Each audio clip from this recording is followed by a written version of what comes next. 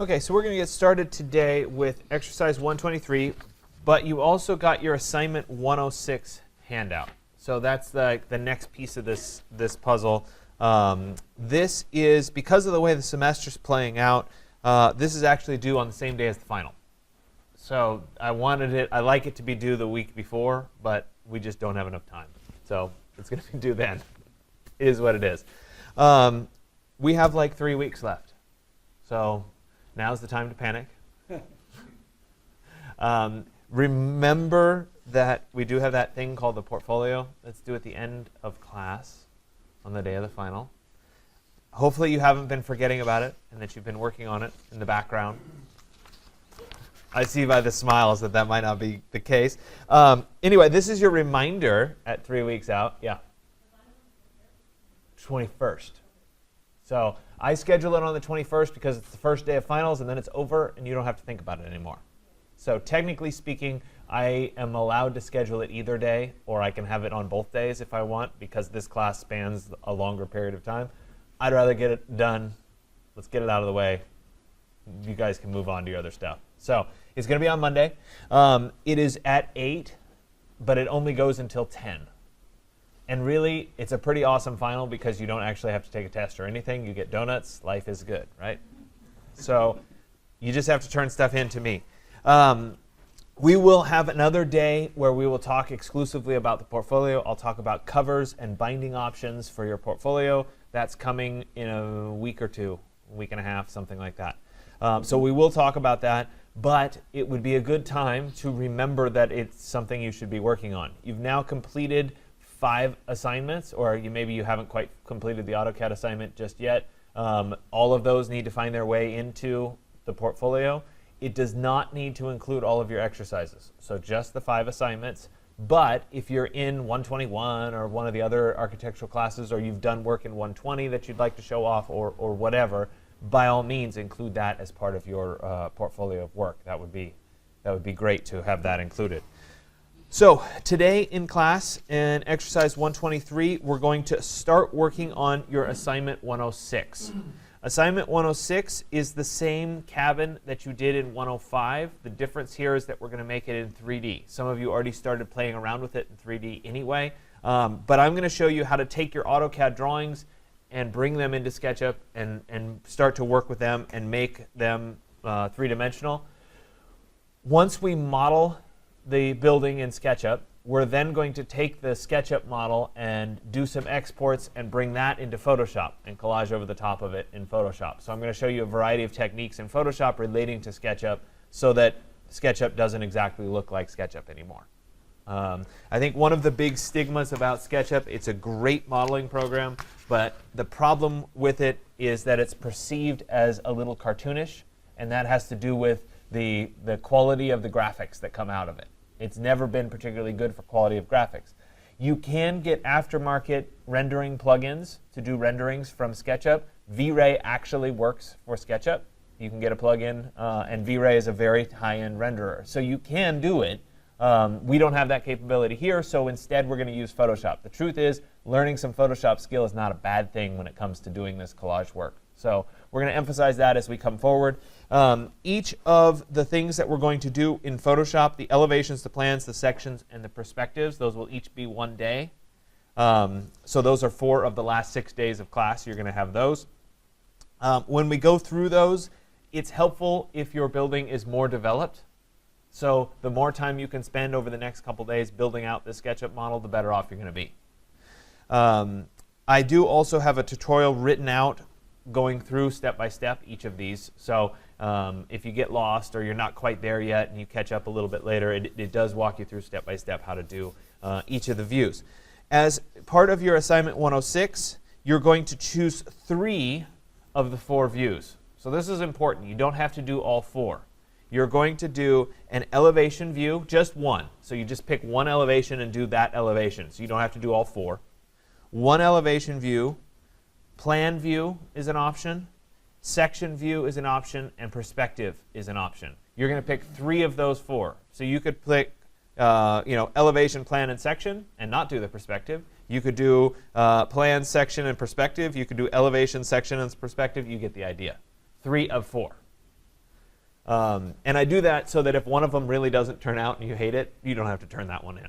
Okay, so that's part of it. So you're picking 3 of 4. They're due on the same day as the final. All you have to do is post them. I don't need a printed version. I'm just double checking. Yes, I don't need a printed version of it. So you just have to post them as your assignment 106.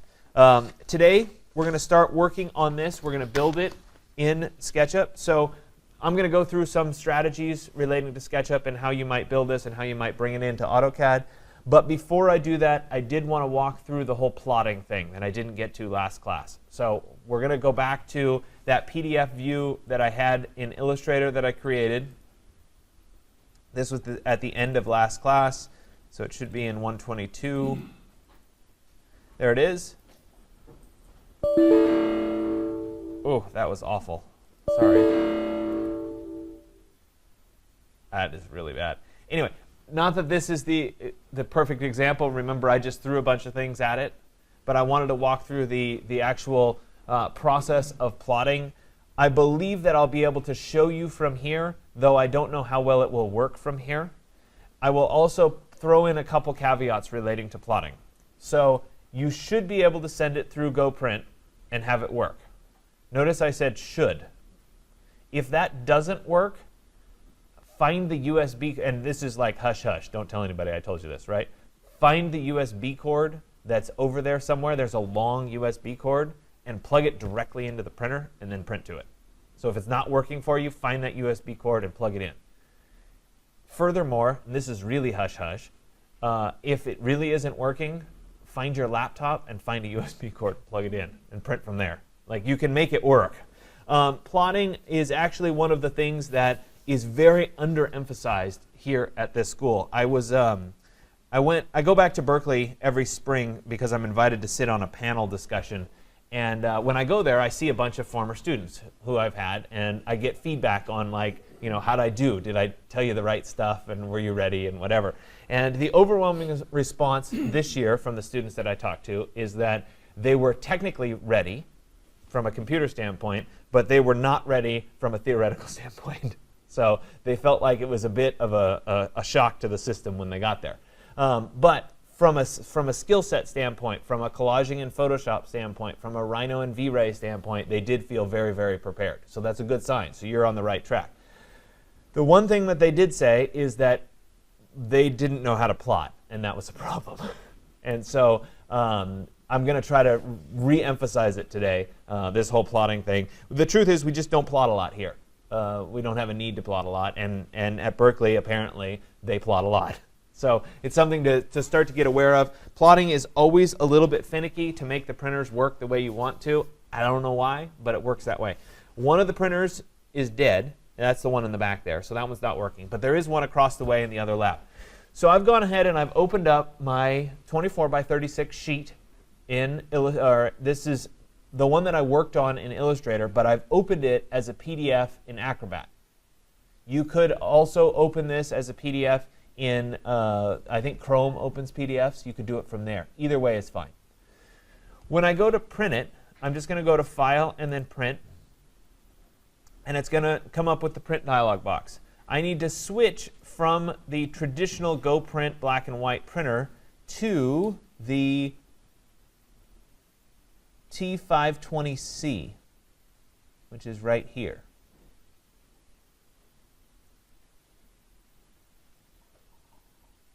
There it is. So I'm going to pick the T520C. This is the large format printer.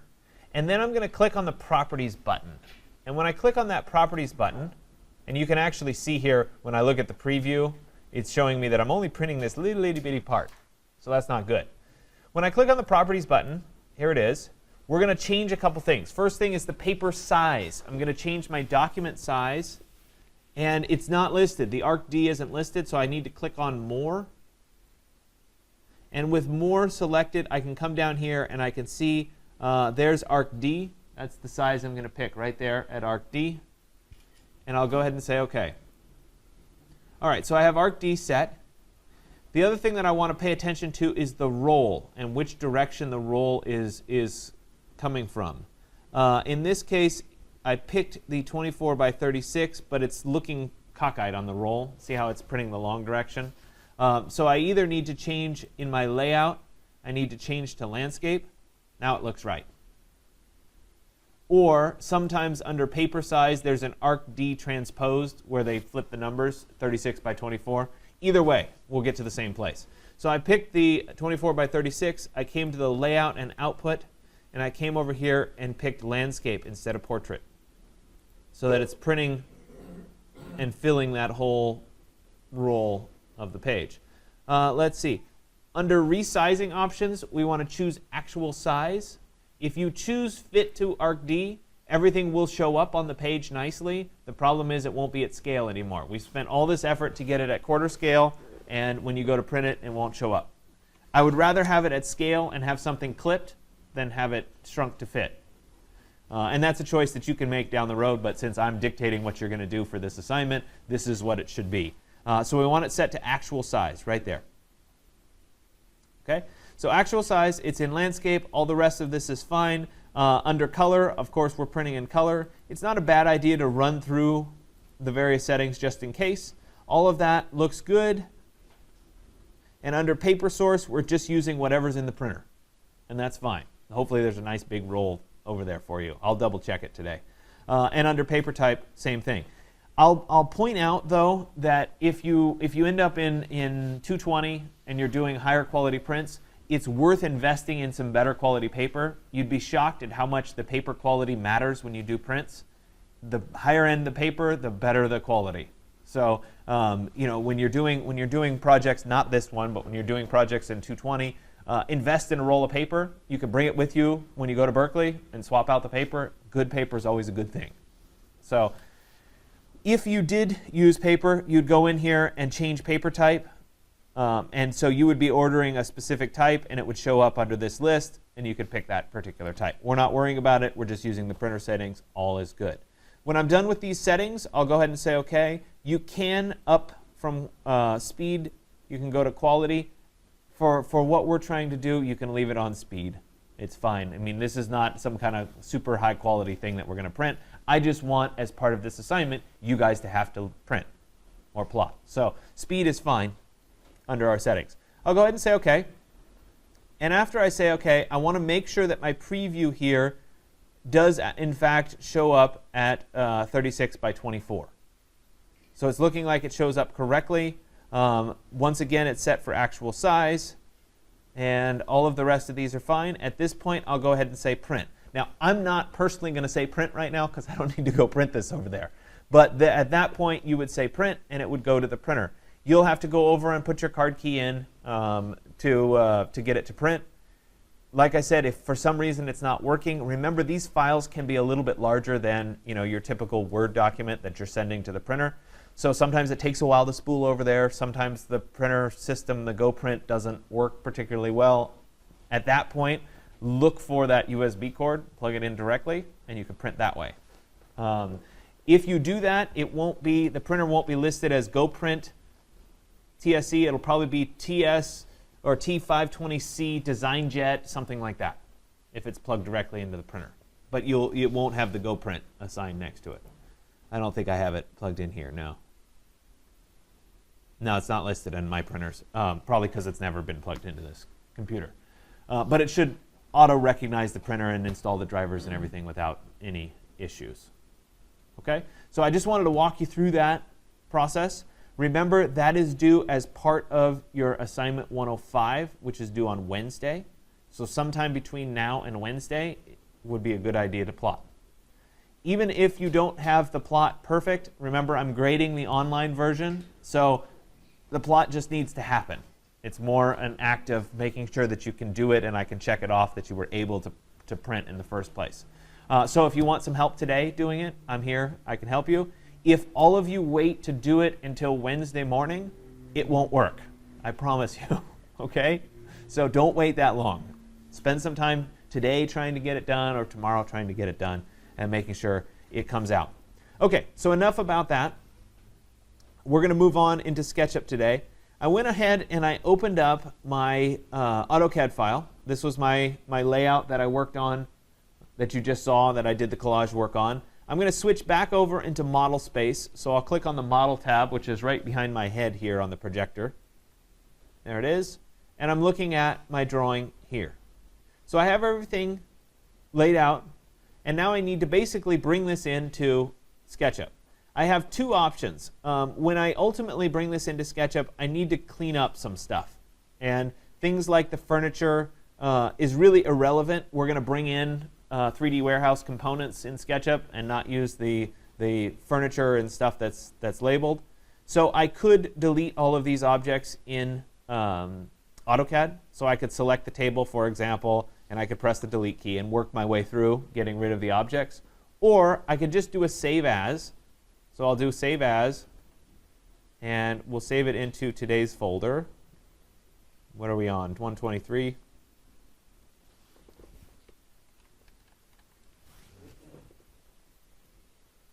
There it is. This is 123.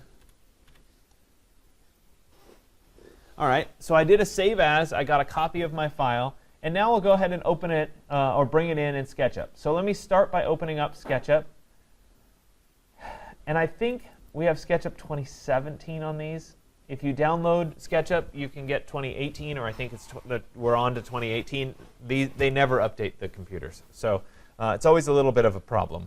But anyway, I'm going to go ahead and under Template here, when I first open up SketchUp, I'm going to use Architectural Design feet and inches. It's really important that you be in feet and inches in order for the scales to match. In AutoCAD, we're in architectural scale, so it's in inches is our default unit. When we're in feet and inches, architectural design, that's the right scale in SketchUp. So we want to make sure that those two things match. And then I'll go ahead and click on the Start Using SketchUp button. And this will then open up SketchUp. Now it's going to pop up some errors on my version here. Yes, I know there's a newer version of SketchUp. Let's just ignore all that stuff. OK, so I've gone ahead and I've opened up SketchUp. Your SketchUp should look an awful lot like my SketchUp. However, you're probably missing this left-hand column of tools. That is something that I turn on because it has more tools that I tend to use. It's under the Tools menu. Thought it was. Sorry, it's always hard when you can't find what you want.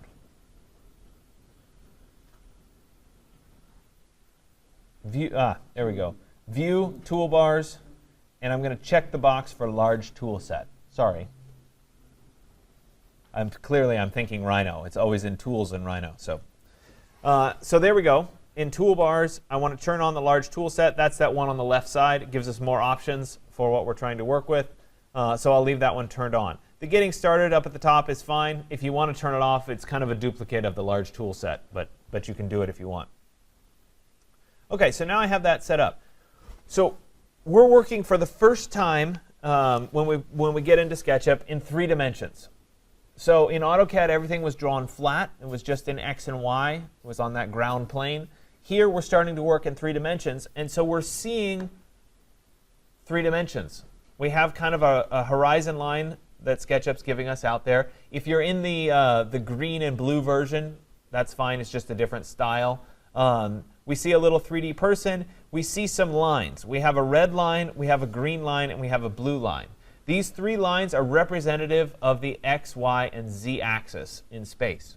Remember in AutoCAD, we just worked in X and Y. Now we have a 3rd dimension, which is the Z. The red line is the X, the green line is the Y, and the blue line is the Z. Not that it really matters. It's just the 3 directions. The dotted lines mean that you're going negative instead of going positive. This point where they all meet up is 0, 0, 0 because of the Z direction. SketchUp also always comes with this little person, and the person changes depending on which version of SketchUp you're using. We don't need the person at all. If you'd like to keep the person, you can keep the person. But I'm going to click on the person and press the delete key on the keyboard to get rid of the person. OK, so now I have a kind of a fresh, clean SketchUp. Scroll wheel will zoom in and zoom out. Clicking and holding on the scroll wheel will allow you to orbit. For those of you that are in the Rhino class, this is going to totally mess you up because in Rhino, right-click is orbit, and so I will do it a whole bunch of times when I'm on here, and you'll continue to do it. It's just one of those things. It would be nice if they all agreed. OK, so now it's time to bring in that AutoCAD drawing. So the first thing I'll do is I'll go up to the File menu, and I'm going to choose Import. And so once I've chosen File and then Import, I'll go to my OneDrive, and I'll go to my folder for today.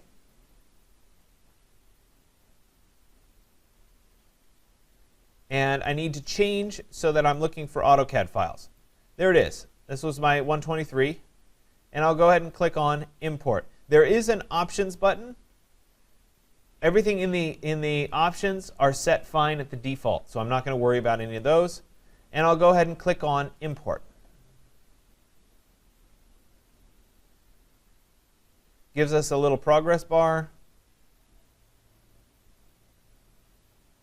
And there it is. Import results. It brought in a bunch of stuff. OK, that's nice. And so now that I brought in a bunch of stuff, I can zoom out and I can kind of see what's happening on my drawing.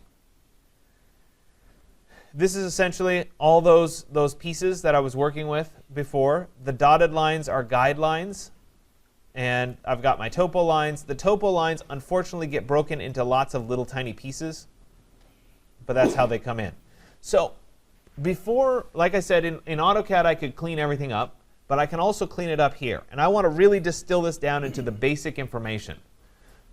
Part of the challenge is with SketchUp, when you cut through objects, that then connects them together. And so we want to get them so that they're separate. So the first thing I'll do is I'll come over to the layers. In the default tray, I'm going to open up layers. This should be, the default tray should be showing. If it's not, it's under Window and then Default Tray. And I want to make sure that I have layers turned on. There it is. And here are all the layers that came in from my AutoCAD. So lots and lots of layers coming in from AutoCAD. Time to go ahead and clean those up a bit. So first off, I don't need the topography. We're not going to worry about the topography in our SketchUp file, so we can go ahead and get rid of that. I will select it and then click on the minus for delete layer. And then it asks me here, the layer contains stuff. What do I want to do? Do I want to move it to the default layer, move it to the current layer, or delete it? For the topography, I'm just going to go ahead and delete it, and I'll say OK. Now the topography is gone. CADblocks.net, this must have come in as one of my blocks. I'm going to delete that one. So I'll click on the little minus sign, delete the contents, and there that goes. I have no idea what this layer is. We'll go ahead and delete that one too. There we go. Now I have the walls layer. Well, the walls layer is pretty important. I'm going to keep that one. Kitchen layer has my kitchen cabinets on it. And I don't think I need that. I'll go ahead and select it and then delete that layer. And we'll delete the contents. Again, I'm trying to get this down into as little information as possible. So text, we can get rid of that.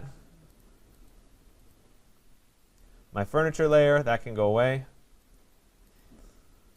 My roof layer, that can go away. Windows are probably important.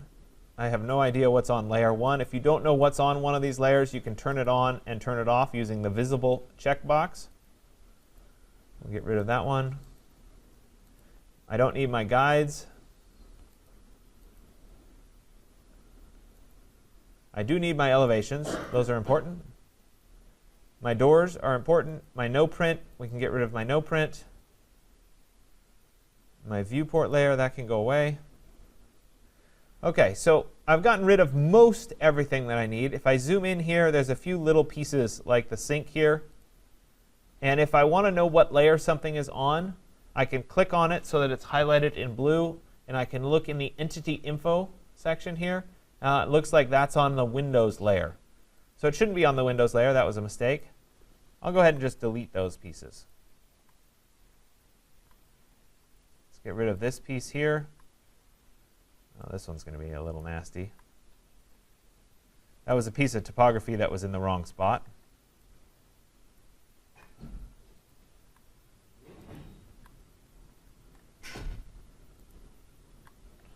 So sometimes you do have to take a little time and just manually get rid of things.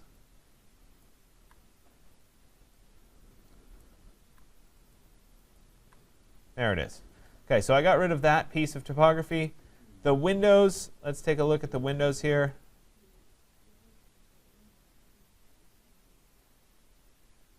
Looks like the windows pretty much just included the detail for the windows. So I'll go ahead and delete those. Delete the contents. There we go.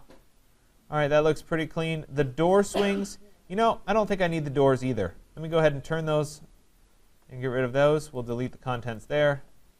There we go. So I'm down to layer 0, walls, and elevations. I don't even know that layer 0 has anything that I need or want on it. Nope. So we'll get rid of layer 0. So I went from having, whatever, 17 layers. Oh, it won't let me because that's the default layer. OK. So I went from having like 17 layers to having 2 important layers. So it's important to go through and to clean things up. And now I'm going to take each one of these pieces and make them into either a group or a component.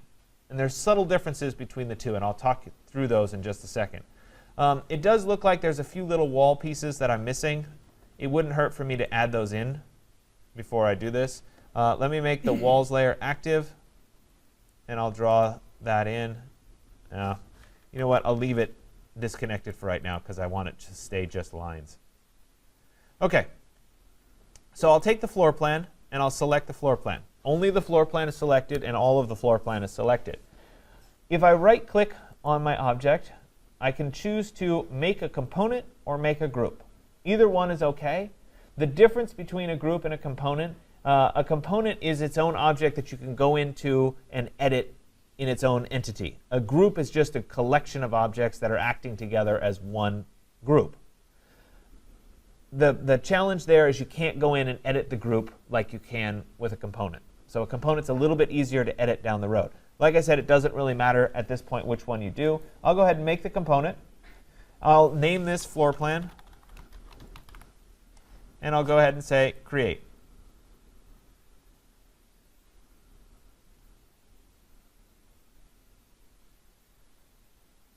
This should not be this hard.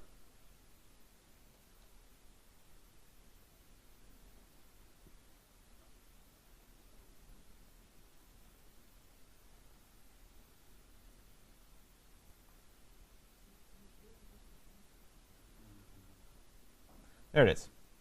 OK, let me go ahead and save this just in case something were to happen.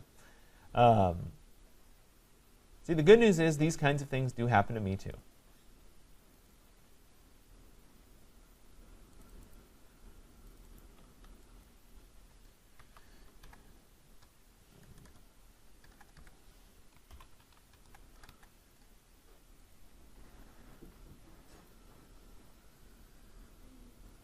OK, so I have that.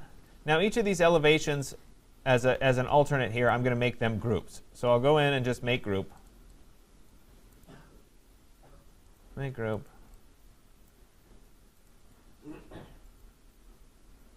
Make group. And the last one here, I'm going to make group. So at this point, it's time to start actually creating the 3D objects in the first place. And so once again, I'm going to work on the floor plan to start. And essentially what I need to do is I need to create a surface on the base of this using this as a template. Now, some of you might ask the question, why don't I just draw a big rectangle and use all of these lines to intersect and then pull them up? Well, the problem is it doesn't quite work as conveniently as you'd like it to. So if I did that, some of it would work and some of it wouldn't work. Some of it would divide and some of it wouldn't divide. I don't know why, but it has to do with the interface between AutoCAD and SketchUp. So it's actually a little bit better to just use the pen or the pencil tool and to start tracing over your drawing. And if I were to trace over my drawing like that, it would fill in with my first wall that I would start working with. It probably would be a good idea for me before I did that, however, to create a new layer, and I'll call this layer 3D. And I'll make that the active layer, and now I'll go ahead and start tracing over my drawing.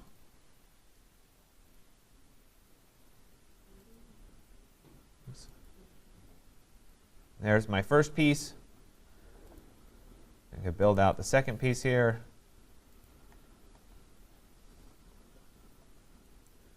So just like in AutoCAD, SketchUp has snaps.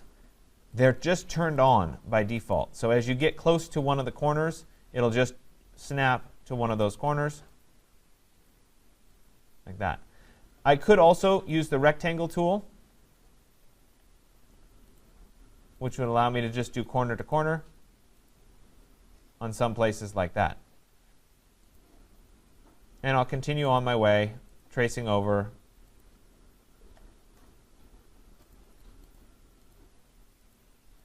Oops. The advantage of having made it a component first is that I can turn on and turn off the walls layer, and it doesn't affect my newly created geometry. If I hadn't made it a component, turning it on and turning it off would affect how the new geometry is made. Some of you will end up creating, if you don't delete the topography, you'll end up having something in the background that's hidden, that suddenly half your object is turning on and turning off, and it gets weird. So it's really important to get that nice and clean before you do this. So I can continue on. Now, the way that SketchUp works, essentially, as I start to create these surfaces, like there's an example. I didn't quite snap correctly. I can add this rectangle to my other surface here, like that. I can use the select arrow, the black arrow, select that line, and when I delete it, this all becomes one surface. So SketchUp, essentially what it does is whenever you have an enclosed object, so there's an enclosed object, it puts a surface on that object. If I were to use my pencil tool here and draw on top of that object, it would split the surface into two pieces. If I then drew on top of the object again, like that, it would split the surface into four pieces. So SketchUp automatically draws the surface and splits the surface. If you're not getting a surface when you connect four lines together, it's because they're not coplanar. They're out of plane, they're twisted. Furthermore, if I delete these line segments, it will join the two pieces back together. So those are now at 2, oops, and that's all the way back to 1. If I were to delete one of the sides, it deletes the surface because it's no longer a contained object. So just a little bit about how SketchUp works. My guess is that you guys are already pretty familiar with this and have worked in SketchUp before. So essentially, I'm going to keep my process here working.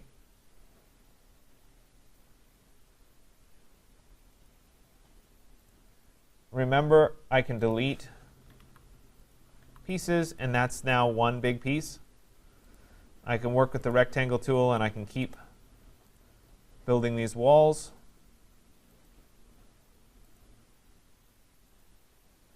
I can go back in and I can delete, like that. And that's now acting as one wall.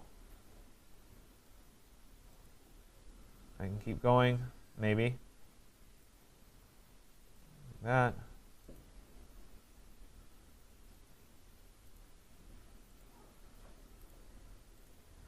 Anyway, you're getting the idea of how I'm starting to build this up. Once I get to a point where it's time to start building the elevation, I can simply use the push-pull tool right here to pull up, say, this surface here. Oops, here we go. And I can pull it up to whatever my height is supposed to be.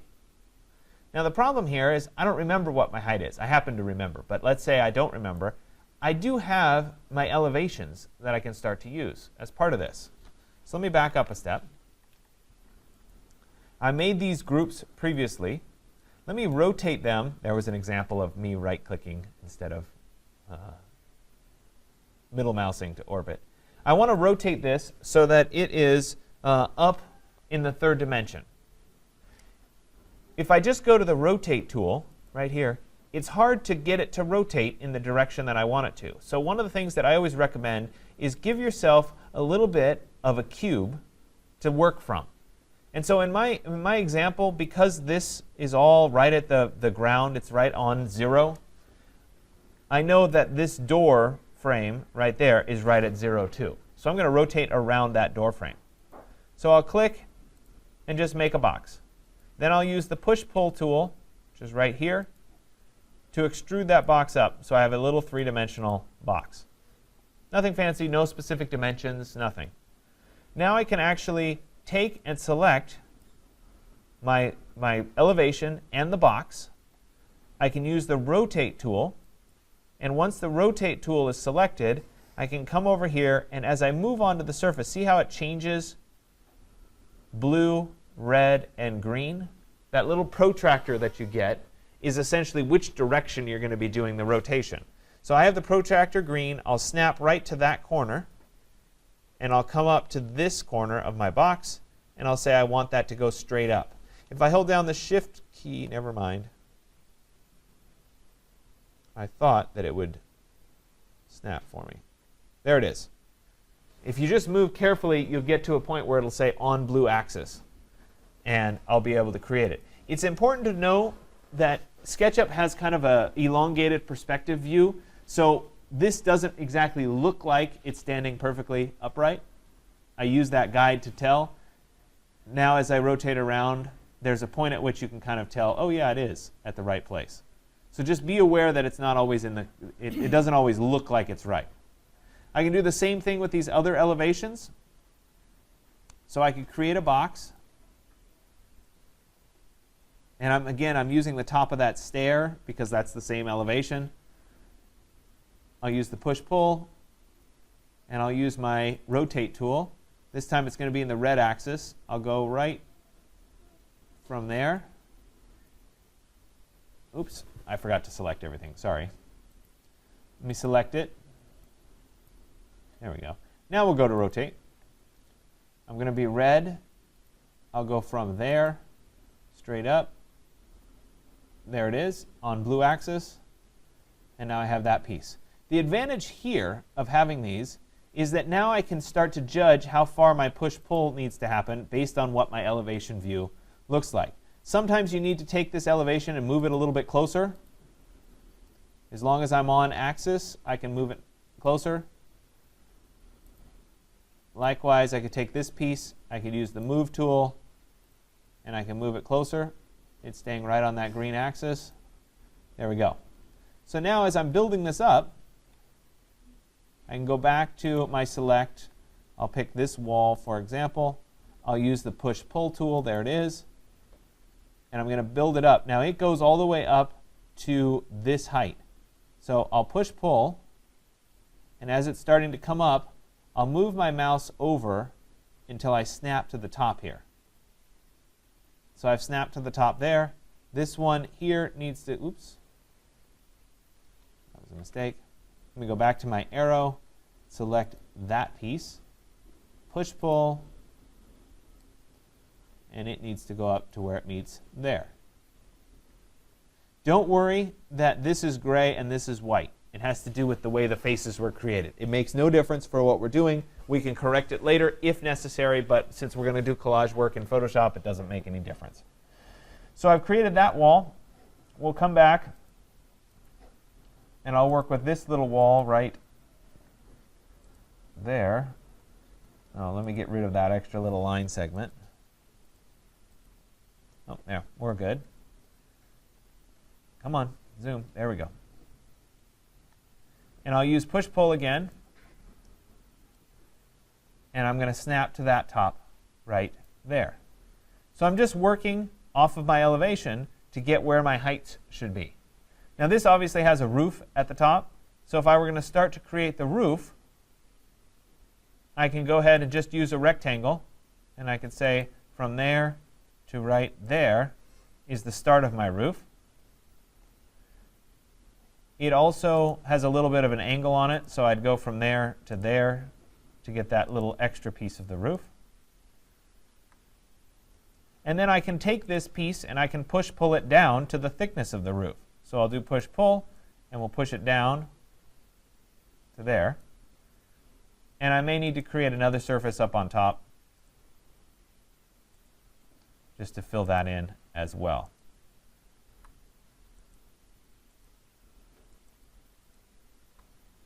Okay, so I was able to create that roof part. The door obviously needs to be a little bit shorter. So I could come in here.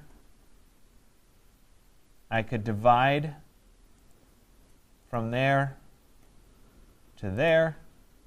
I could then take this piece and I could pull this piece down to be at whatever height I wanted the door to be. So I keep working my way through. Remember, I can clean up things. Like if I had an extra line here, I could get rid of that extra line. This extra line here, I could get rid of. And it's starting to join that whole wall together. There, all into one big surface. So that's essentially the method through which you're going to create your building. It's nice to have the references of the elevation views, though not necessary. You could create it otherwise. If you have a sloping roof, it's really helpful to have your elevation views because you can pull ridge lines across and create those slopes. So what I'm going to do is I'm going to let you guys start to work and create your objects. If you have questions, of course, I'm here to answer your questions. I think a lot of you have some familiarity in SketchUp already, so there's not too much other than for you guys to get started. For those of you that have never worked in SketchUp, I want to point out a couple more kind of SketchUp type things. Typically, I go through those in exercise 124, which we're a little bit out of order because I gave you 124 when I was out sick last week, so you guys already did that. Or you'll at least be doing that if you haven't done it already. But a couple things about SketchUp. If I wanted to create an object of a specific size, if I click to start creating the object here, I can actually type in, just like in AutoCAD, the size of an object. It's shown down in the lower right corner. It says dimensions. Right now it's 9 foot 11 and 11/16 by 8 foot 8 and 3/16. I could actually just type in 4 feet, comma 4 feet and hit enter, and when I do that, it will create an object that's 4 feet by 4 feet. This object is in fact 4 feet by 4 feet, even though it looks more like a rectangle, right? If I moved further away out here and I did the same thing and I said 4 feet, comma 4 feet, notice there's no @ sign, so it's just 4 feet, 4 feet. It really doesn't look like a square anymore. If I'm close to the very center and I did 4 feet, comma 4 feet. Sorry.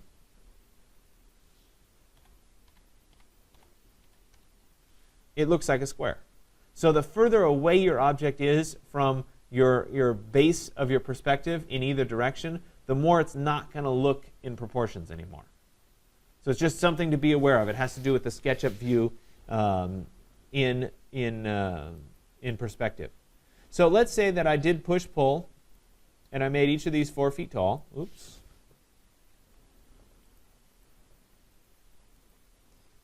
There it is, push-pull. This one is 4 feet. This one is 4 feet. And this one is 4 feet. Okay, so I have all of those as little 4-foot objects. If I took this object here and I moved it next to, or let me take this object here and move it next to this object. So I'll use the move tool. I'll go from the lower corner and I'll put them together like that. If I went, after I put them together and they touch, if I went to move this again, they'd stay attached to the previous object. And so it can be very annoying if you're trying to build something and to have them instantly glue together and then you're stuck with them glued together. So the alternative is, before you move them together, take the first object, right click and say make group, kind of like I did for the elevation views. This object here will do the same thing, right click, make group. And now if I were to take this object and move it over to that object and then move it again, they'll come apart. So a group protects you if you need to have things come apart. So if you're starting to attach objects together, it's always a good idea to make them a group first, especially if you have any intention of them coming apart. So the other thing, though, relating to this is, let's say that you needed to modify one of these after you created it. If you want it to no longer be a group so that you can work on it, you can right-click and say explode. That breaks it into its individual pieces instead of. The object here that is still grouped will still move away without being attached. This one has been exploded. So even if you explode an object, you have a grouped object next to it, the grouped object won't become attached to it. If I wanted to divide this cube up, I can use the pencil tool and just draw lines and divide it up however I wanted to, like that, for example, and then delete the balance of the sides.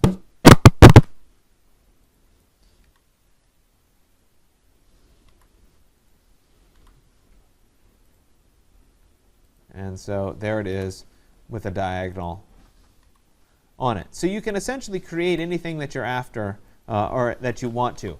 SketchUp works really well with things that are rectangles or general rectangular masses. Anytime you get into anything that's more curving, it's a little bit more challenging. So if your building had a bunch of curves in it, you may decide that you want to streamline that a little bit. If you want to give it a shot, you can. There are tools for working with curves. There are plenty of people who can work with curves in SketchUp, though it's really more for a Rhino type application where you can have nice smooth curves. Curves in SketchUp are always, even if I did a circle here, it's always faceted. It's not a smooth arc. So you can see that it has little facets on it. So that's just something to be aware of. That's one of the side effects of SketchUp. Okay, so I'm going to stop talking and let you guys start working. Let me know if you have any questions.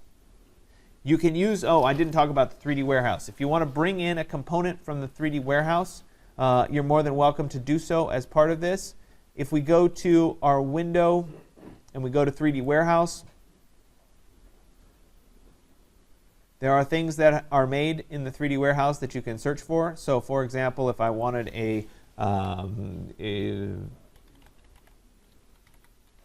dining table, I could find a dining table.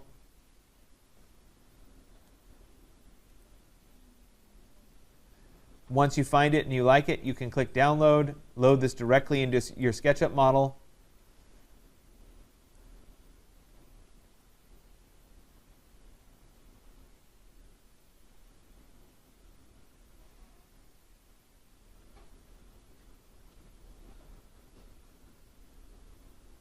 There it is. And I could drop this into my scene. So it looks like this one came with a little image preview of what it's supposed to look like once it's rendered. But you can see in here that there is the table. You're more than welcome to do that. There's windows, there's doors, there's all those kinds of pieces. So as part of this, you're more than welcome to bring them in. I'm not, however, asking you to worry about materials in any capacity. So some of you have worked in SketchUp before, and you've gotten used to the idea of putting materials on objects. Aside from a material that's kind of representative of glass, we're not going to worry about any materials at all, because we'll do our material applications in Photoshop. So not worried about that part of it. Just concentrate on getting the geometry. Next class, we'll go through creating a building elevation. So in an ideal world, before Wednesday's class, you'll have at least one of the building elevations done so that we can work with that one elevation. Okay? Good deal. I'll turn you loose.